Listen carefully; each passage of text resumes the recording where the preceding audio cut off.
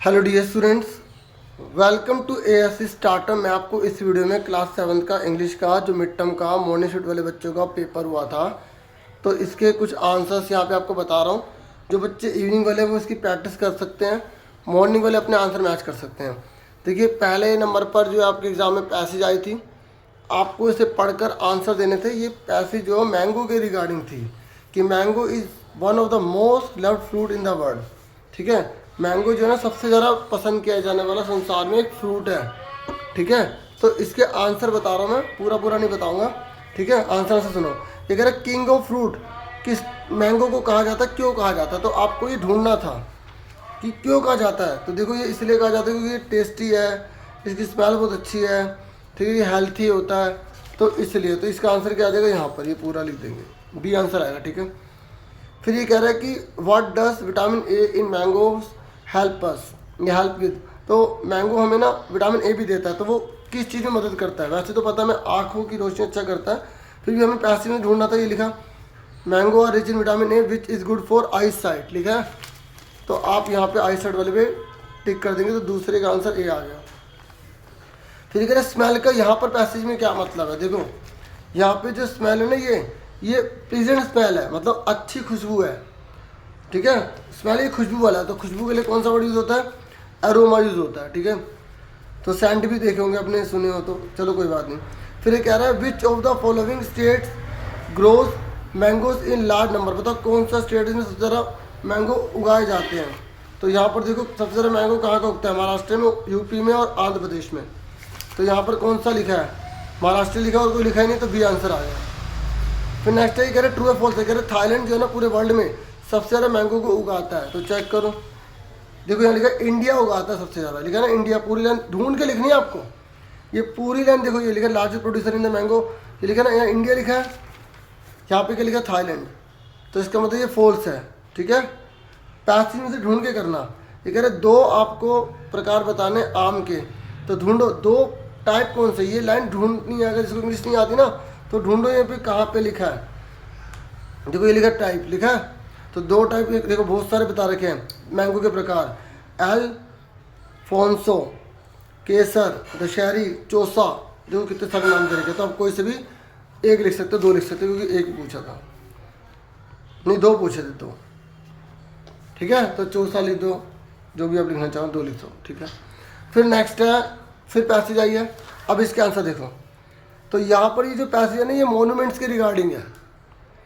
ठीक है, और यहाँ पर भारत के बहुत सारे मोनूमेंट्स के रिगार्डिंग बता रखा है, ताजमहल के बारे में भी बता रखा है।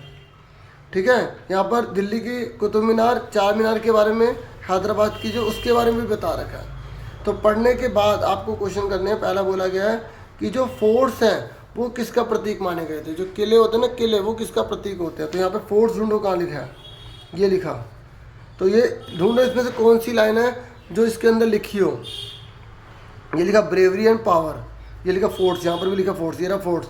तो सारे फोर्ट्स ये किसकी बात कर रहे हैं, शक्ति, ताकत की बात कर रहे हैं। तो ढूंढो, ये लाइन लिखी है नहीं लिखी, ये रही, ये लाइन ढूंढो, इसमें लिखी है नहीं लिखी, यहाँ पूरे में।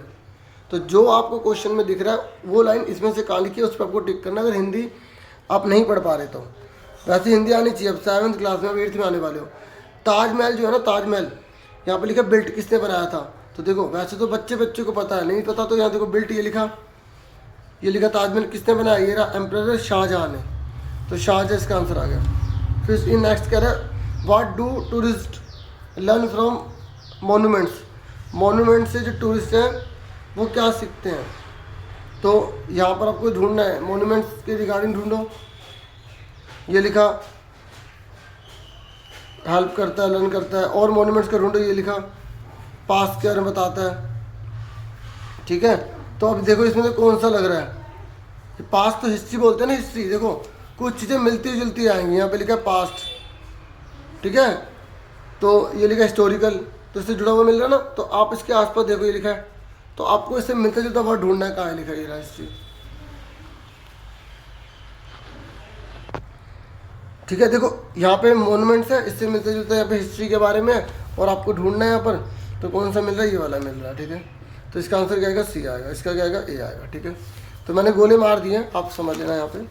फिर नेक्स्ट ये कह रहा है ट्रेजर्स का क्या मीनिंग होता है। देखो कुछ चीज़ें जो टफ आएंगी, तो यहाँ पर ट्रेजर्स खजाना, तो खजाना यहाँ पर इससे किससे जुड़ा हुआ है, तो आपको यहाँ देखो ये लिखा ना, ये मॉन्यूमेंट जो है हमारे खजाने हैं, ये लिखा ना ट्रेजर्स, तो किस चीज़ के लेकर खजाने हैं हमारे मॉन्यूमेंट्स, तो आपको यहाँ पर बताना है वैल्यूएबल है, स्पेशल थिंग्स हैं, तो उससे मिलता जुलता आपको पता लगाना है। फिर यहाँ पे इससे बोला 7 wonder of the world, 7 wonders हम लोग कहाँ लिखा है 7 वंडर्स, तो देखो यहाँ पर अगर वैसे तो मुझे पता ताजमहल, ये लिखा ना 7 वंडर, तो ये लिखा ना इट कौन है, किसकी बात कर रहे हैं, ताजमहल की, तो आपको यहाँ पे मिलता जुलता ढूंढना है और फिर आंसर लिखना है। ताजमहल लिख दोगे पर आपके एग्जाम में कुछ और आएगा। ये कह रहे हैं हिस्टोरिकल मोनूमेंट जो है वो इम्पोर्टेड क्यों है, क्यों इम्पोर्टेड, तो आप यहाँ पर बता दोगे भाई इससे हम जो है सीख सकते हैं, पूरे वर्ल्ड के लोग हमारे पास आ सकते हैं, हिस्ट्री और कल्चर को बताता है, तो ये आपको पूरी लाइन लिख देनी है। और ज़्यादातर पता है क्या होता है, जैसे लास्ट वाला आंसर है तो लास्ट की लाइन में मिलेगा, तो अगर नहीं आ रहा समझ तो लास्ट की उतार दो, पर कोशिश करो सीखने की। अब तो मैं बता रहा हूँ कि क्या करें, अब कुछ तो करोगे ही, ठीक है, लेकिन आप मेहनत करो, उसकी हिंदी सीखो तभी आप सीख पाओगे।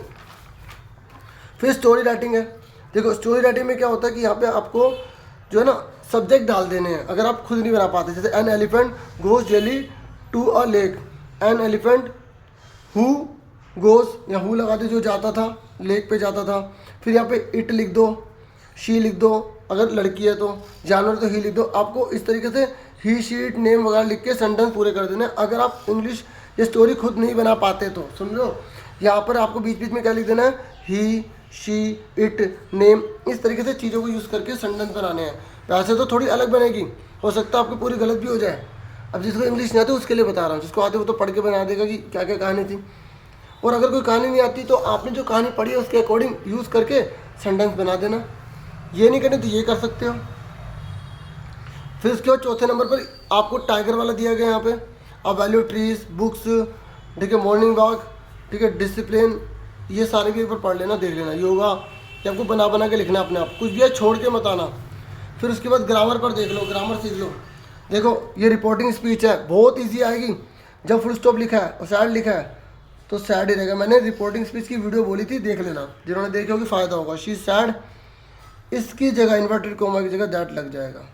जब भी फुल स्टॉप होता है तो इन्वर्टेड कोमा की जगह दैट लग जाता है। आई कौन है, लड़की है तो शी हो जाएगा, ठीक है, एम का वास बन जाएगा, ठीक है, और टायर्ड का टायर्ड। अब ढूंढो कहाँ है आंसर इसका, ये लिखा आप में बहुत सिंपल आ रहा है। देखो यहाँ पे लिखा ही सैड, तो ही सैड का सैड ही रहेगा, नहीं क्वेश्चन मार्क आ गया, और जब क्वेश्चन मार्क आएगा तो सैड की जगह आस्क्ड आ जाएगा, ठीक है, सैड की जगह आस्क्ड आ जाएगा।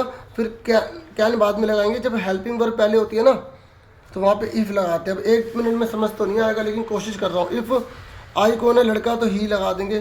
कैन का कुड हो जाता है, कैन का कुड होता है, बाकी सारा सेम रहेगा। बोरो योर, मान लो मुझसे कह रहा है तो मैंने माई लगा दिया, बोरो माई बुक। अगर किसी लड़के से बोल रहा होता तो हिज लगा देते। अब इसकी जैसे कौन लिखा है, ही आस्क्ड इफ, ये लिखा। याद रखो, देखो कुछ बातें याद रखो, जब भी क्वेश्चन मार्क आए तो वहाँ पे आस्क्ड लगाएंगे। किसी में आस्क्ड लिखा ही नहीं था, इसमें लिखा था बस। और यहाँ पे कैन का कुड हो जाता है, कैन का कुड। तो आप वाली वीडियो देख लेना, आपको मिलेगा, बहुत फ़ायदा मिलेगा उसमें, ठीक है। मैंने 6ठी 7वीं 8वीं की ग्रामर की भी बनाई थी। अब चलो जो है ठीक है ये आ गया, अब कैसे देखोगे आप, नहीं तो आप प्लेलिस्ट देख लेना, 7वीं की प्लेलिस्ट में चेक कर लेना। अब देखो ये अगला, ये कह रहा है आपको भी स्पीच भरनी है, तो यहाँ पर द स्टूडेंट सैड दैट इन्होंने लगाया नहीं। ये देखो we have finish our homework, the student said, तो यहाँ पे दे हैव का क्या हो जाएगा, हैड हो जाता है। जब आंसर करते हैं ना आंसर तो पास्ट में बदल जाता है, तो हैड आ जाएगा, ठीक है। इन्होंने आंसर करके दे दिया था, आवर का देर कर दिया था इन्होंने, हमें हैव का हैड करना था बस। यहाँ पर हैड आंसर है। देखो इज एम आर का ना वास वर्ब बन जाता है। अब सारे रूल एकदम कैसे बताऊँ, ठीक है, वो वीडियो देखनी पड़ेगी। पंक्चुएटेड तो आपको पता होगा कि कहाँ फुल स्टॉप लगाना है, कहाँ कोमा लगाना है, तो बताओ कौन सा यहाँ पे सही है। एम पहला लेटर बड़ा है, ठीक है, क्रिकेट है, फुटबॉल है, जैसा है, तो यहाँ पे भी कोमा है, यहाँ पे कोमा नहीं आता, फुल स्टॉप भी बिल्कुल ठीक है ये वाला। यहाँ पे क्या गलती है बताओ, यहाँ पे क्या गलती है, इन्होंने एंड भी लिखा और यहाँ कोमा भी लगा दिया, तो गलत हो गया। यहाँ पर देखो इन्होंने क्या करा, यहाँ पे कोमा लगाना भूल गए, यहाँ पे इन्होंने क्या करा, यहाँ पे कोमा नहीं लगाया इन्होंने, तो इसका मतलब ए आंसर आएगा। तो कटिंग वाले तरीके से कर लो कि कौन सा गलत है, जो सही होगा पता लग जाएगा। फिर यहाँ पर देखो इन्होंने बोला पंक्चुएशन लगाओ, डब्ल्यू फैमिली आ गई, और जब डब्ल्यू फैमिली आती है तो क्वेश्चन मार्क लगता है, तो इसी में लगाया क्वेश्चन मार्क, आंसर आ गया, बस खत्म, ठीक है। देखो पंक्चुएशन छोड़ना मत, क्वेश्चन मार्क अगर हैरानी वाली बात होती है ना तब ये लगता है एक्सक्लेमेटरी वाला। अब ये देखो यहाँ क्या बोल रहा है, ये डिग्री बोला एडजेक्टिव, मैंने आपको अच्छे से सिखाया था, जब भी देन लिखा आ जाए तो सेकंड डिग्री लगेगी ER वाला, है ना। जब दा लिखा है तो थर्ड डिग्री लगेगी। अगर सेंटेंस नहीं भी पढ़ रहे तब भी आप कर लोगे। यहाँ पे कुछ भी नहीं लिखा तो सिंपल आएगा, लोयल का लोयल। यहाँ पर देखो बुक्स को गिन सकते नहीं गिन सकते, एक बुक्स दो बुक्स तो मैं नहीं आएगा। अगर यहाँ पे बुक्स की जगह कुछ और होता है, जैसे चावल होते हैं, तो वहाँ पे क्या लगाते हैं, लिटिल लगाते हैं या मच लगाते हैं। जिसको गिन नहीं सकते ना वहाँ पे लगाते हैं मच या लिटिल। और जिराफ देखो दैन लिखा आ गया तो सेकंड डिग्री टॉलर आ जाएगा यहाँ पे TALLER। सेम नहीं आएगा, ये रूल याद रख लो। जब भी दैन लिखा आ जाए, टू लिखा आ जाए, वहाँ पे सेकंड डिग्री लगानी है। सेकंड डिग्री यानी कि उसमें ER लगा होता है। जब भी दा लिखा आ जाए, और लिखा आ जाए, वहाँ पे थर्ड डिग्री लगाना है, यानी कि EST वाला होता है। ग्रामर की वीडियो देख लो जिन्होंने नहीं देखी, 7वीं की प्लेलिस्ट देख लो, ये दे रखा है। मैंने क्या कहा था आपको, प्रीफिक्स सफिक्स आएगी। ऑनेस्ट का क्या हो जाएगा, डिसऑनेस्ट। और देखो यही ग्रामर मत सोचना, और भी ग्रामर थी। देखिए यहाँ पे ना प्रीफिक्स सफिक्स होती है, तो ऑनेस्ट लिखा है ना तो डिसऑनेस्ट होगा। हैप्पी का क्या हो जाएगा, अनहैप्पी। पॉसिबल का इम्पॉसिबल, ठीक है। और केयर का क्या हो जाएगा, केयरलेस, ठीक है। ये मैचिंग करनी है। और देखो मैंने कुछ चीज़ आपको और बताई थी, आपको एक्स्ट्रा पता होनी चाहिए। WS फैमिली क्या होती है, जब ये लग जाता है तो क्वेश्चन मार्क लग जाता है शुरू में, ठीक है। और सेंटेंस के टाइप, पहले मैं ग्रामर बता दूँ। देखो ये रे सेंटेंस आपके एग्जाम में आएगा जरूर, सेम आएगा, ऐसे ही क्वेश्चन नहीं आएगा। सेंटेंस कौन सा, असर्टिव है, इंटरोगेटिव है, एक्सक्लेमेटरी है, रिक्वेस्ट है, कमांड है। कितना आसान है। देखो यहाँ पे फुल स्टॉप लगा, क्वेश्चन मार्क लगा, क्वेश्चन मार्क लगा तो कौन सा हुआ, इंटरोगेटिव हुआ। यहाँ पे क्या लगा, फुल स्टॉप, तो कौन सा हुआ, असर्टिव हुआ, ठीक है। यहाँ पर प्लीज़ लिखा आ गया तो क्या कर रहा है, रिक्वेस्ट। और मैं बोलता हूँ पानी ना मिल दिया तो क्या होता है, ऑर्डर या कमांड। यहाँ पे हाउ, यहाँ पे लग गया तो कौन सा हुआ, एक्सक्लेमेटरी हो गया, ठीक है। मैंने लिख दिया आंसर, ठीक है। अब देखो ऐसे सेंटेंस के टाइप देख लो। ये देखो जब सिंपल होते हैं ना, जैसे सनराइजिंग, इसे असर्टिव भी बोल सकते हो, असर्टिव लिख दो ये वाला, ठीक है। इंटरोगेटिव में क्वेश्चन मार्क आता है। इंपैरेटिव में जैसे रिक्वेस्ट हो गया, एडवाइस हो गया। आप मेन हेडिंग नहीं बोल रहा, सिंपल बोल रहा है, रिक्वेस्ट, कमांड, इस तरीके से, ठीक है। और ये देखो ये आपको अच्छे से आना चाहिए। नाउन, डो बॉय का बॉयज़, गर्ल का गर्ल्स, आता है ना, चाइल्ड का चिल्ड्रन, ठीक है। और आपको वर्ब पता होना चाहिए, सिंगल के साथ सिंगल लगेगी। देखो सिंगुलर वर्ब गोस, प्लूरल का भी गो। देखो जब वर्ब होते हैं ना सिंगुलर तो एस या ES लगता है। जब चेंज द नंबर एक होता है तो उसमें SES नहीं लगता। बहुत सारे में लगता है ना SES, लेकिन वर्ब में उल्टा होता है, ठीक है। और ये क्वेश्चन सेंटेंस बनाने का formula, WS family, helping verb, subject, फिर नोट, फिर ऑब्जेक्ट, क्वेश्चन मार्क, ठीक है। जैसे क्वेश्चन मार्क वाला क्वेश्चन आ जाए ना तो पता लगाने के लिए इंटरोगेटिव क्या होता है, क्वेश्चन मार्क। पहले WS फैमिली होगी, ठीक है, उसके बाद हेल्पिंग वर्ब आते हैं, इन्होंने बाद में लिखी है, तब भी क्वेश्चन तो दिया है तो इंटरोगेटिव में हो गया,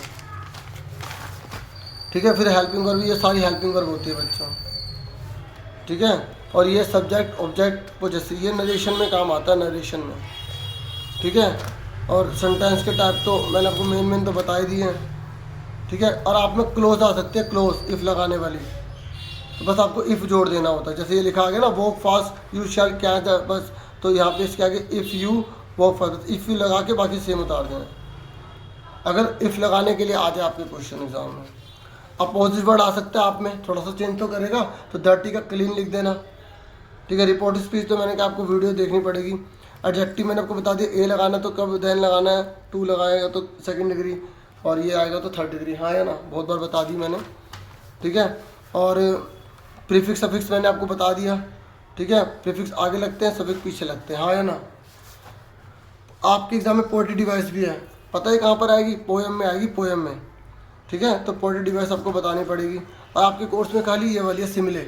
अगर लाइक लिखा आ गया, ऐसे लिखा आ गया, और क्वेश्चन में बोला पोएट्री डिवाइस बताओ, पता है कहाँ पे लिखा आएगा, ये पोएट्री डिवाइस यहाँ लिखी आएगी, इधर वाले क्वेश्चन में, यहाँ पे कहीं भी नहीं दी।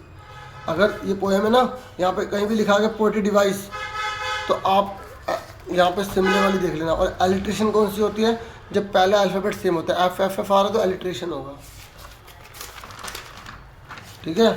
और फ्रेज भी आपके कोर्स में है, पता है आपको, फ्रेज तो ये मैचिंग में दे सकते हैं, खालिस्तान में दे सकते हैं। लुक आफ्टर मतलब देखभाल करना, लुक इन मतलब होता है मेक ए शॉर्ट विजिट, थोड़े समय के लिए जैसे कहीं जाना। लुक आउट मतलब ध्यानपूर्वक ध्यान देना उस चीज़ पे। लुक इनटू मतलब खोजना, लुक अप मतलब इम्प्रूव, ये मैचिंग में दे सकते हैं। और लुक अप इनटू किसी की प्रशंसा करना।